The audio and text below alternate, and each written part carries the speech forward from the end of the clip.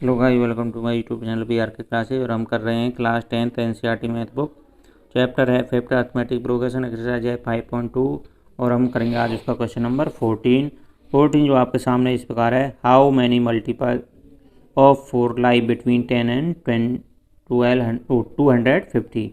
It means आपको क्या find out करना है, हाउ मैनी मल्टीपल्स, यानी हमको काउंटिंग बतानी है कि 4 लाई बिटवीन 10 एंड 250, यानी ये आपको काउंटिंग बतानी, टर्म्स, नंबर ऑफ टर्म्स बतानी है कि वो ऐसी कितनी संख्याएं हैं जो 10 और 250 के बीच में लाइज करती हैं और 4 का मल्टीपल है, 4 से डिवाइड होती हैं। 4 का मल्टीपल है, डिवाइड कह सकते हो, मल्टीपल भी कह सकते हो।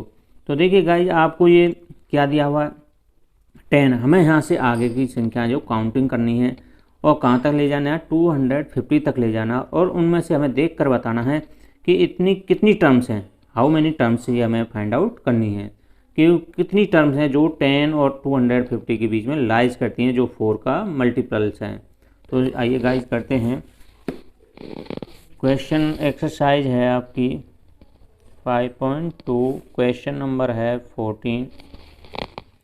तो देखिए गाइज, सबसे पहले तो आपको ये फाइंड आउट करना है कि टर्म्स की काउंटिंग बतानी, नंबर ऑफ टर्म्स बताना है। और जो हमें जो दी गई है, डिजिट दी गई हैं, टर्म्स दी गई हैं, वो 10 से लेकर अप टू 250 तक काउंट करनी है। इनमें से हमें लाइज बताना है, इनमें से कितनी है। तो देखिए, क्या ये जो 10 है 4 से डिवाइड होता है या मल्टीपल्स है 4 का, 4 के टेबल में आता है या नहीं, 4 से डिवाइड होता है या नहीं, ये आपको फाइंड आउट करना है। पहले तो 10 4 से डिवाइड या मल्टीपल, 10 4 का मल्टीपल्स भी नहीं है, ना ही 4 से डिवाइड होता है। मल्टीपल्स भी वही होते हैं जो 4 से डिवाइड हो जाए, उन्हें कोई मल्टीपल्स कहा जाता है। 10 से नहीं है तो इससे अगली जो टर्म है वो 11 आएगी। क्या 11 12 4 से डिवाइड मल्टीपल है, 4 का डिवाइड होता है 4 से, नहीं, ये डिवाइड नहीं होता। फिर उसके बाद क्या आता है, 12 है जो 4 का मल्टीपल्स है, 4 के टेबल में भी आता है और 4 से डिवाइड भी हो जाता है। ये 4 का मल्टीपल हो गया। इसी तरह से हमें काउंटिंग सर्च करनी है कि कितनी कौन कौन सी टर्म है, which is the terms which is divide by या मल्टीपल्स बाय 4। इसके बाद 13 आता है। 13 ये भी 4 से मल्टीपल्स नहीं है, डिवाइड नहीं होता है। 14 आता है, ये भी नहीं होता। 15 आता है, ये भी नहीं होता। 16, ये 16 होता है, 4 से डिवाइड हो जाता है, 4 का मल्टीपल है, 4 की टेबल में भी आता है। इसी प्रकार से हमारे पास अब दो टर्म्स तो हमें फाइंड आउट मिल गई जो 4 से मल्टीपल, 4 का मल्टीपल है, 4 से डिवाइड होती हैं। कौन कौन सी मिली हैं, 12 16। इसी तरह से आप काउंट कर सकते हो। और अप टू हमें कहाँ तक जाना है, 250 तक। अब ये फाइंड आउट करना क्या 250 ये लास्ट की वो ही टर्म है जो 4 से डिवाइड होती है, 4 का मल्टीपल है। तो आप इसको डिवाइड करके देख सकते हैं। तो ये 4 से डिवाइड नहीं होता। जब ये 4 से डिवाइड नहीं होता तो ये देखना इससे पहली टर्म्स कौन सी है जो 4 से डिवाइड होती है, वही हमारे लिए लास्ट की टर्म बन जाएगी। तो वो होता है आपका गाइस 248। तो 248 ये जो लास्ट की टर्म है ये 4 से डिवाइड होती है, 4 का मल्टीपल है। इससे आगे 249 आता है, वो डिवाइड नहीं होता, 4 का मल्टीपल नहीं है, और 250 तो है ही नहीं। तो हमारे पास यहाँ पर अब एक सीरीज बन गई है। 4 का मल्टीपल है तो इनके बीच में डिफरेंस भी कितना होगा, 4 का ही होगा। तो कॉमन डिफरेंस आपको ऑटोमेटिक ही मिल जाता है। वो कितना मिल गया, 4। फर्स्ट टर्म आपके पास आपने फाइंड आउट कर ली, जो 4 से डिवाइड होती है, 4 का मल्टीपल है, वो है 12। तो इसको लिखेंगे A1 आपके पास 12 है, कॉमन डिफरेंस आपका 4 हो गया। अब ये क्या है, ये हो गई आपकी लास्ट की टर्म जो 4 से डिवाइड होती है, यानी 4 का मल्टीपल है, which is lies between 10 and 250। तो ये हो जाएगा आपका an हो जाएगा 248। ये लास्ट की टर्म हो गई। अब हमें इसकी नंबर ऑफ टर्म्स बताने, काउंटिंग बताने कितनी टर्म्स हैं। तो देखिए, आपको क्या लगाना है, an वाला फॉर्मूला लगाते हैं, इसी से हम फाइंड आउट करते हैं। तो an वाला क्या होता है, a प्लस में n-1 इंटू डी।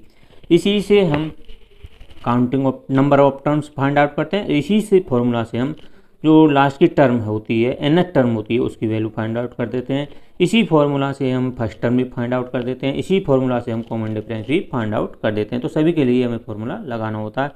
तो देखिए, an जो है लास्ट की टर्म है, इसकी वैल्यू हमें पता है 248। ये n की वैल्यू नहीं है, ये an लास्ट की जो nth टर्म होती है लास्ट के लिए, उसकी वैल्यू हमें पता है 248 है। पर हमें ये नहीं पता कि इसमें कितनी टर्म्स हैं। यदि हमें टर्म्स की संख्या पता होता तो हम इसको उसी का नंबर देते। मान लीजिए ये 28 पर मिलता है हमें, तो इसको हम कहते हैं A28, तो वो नंबर ऑफ टर्म्स तो हमें फाइंड आउट करना है, तो इसीलिए इसको AN कहा गया है।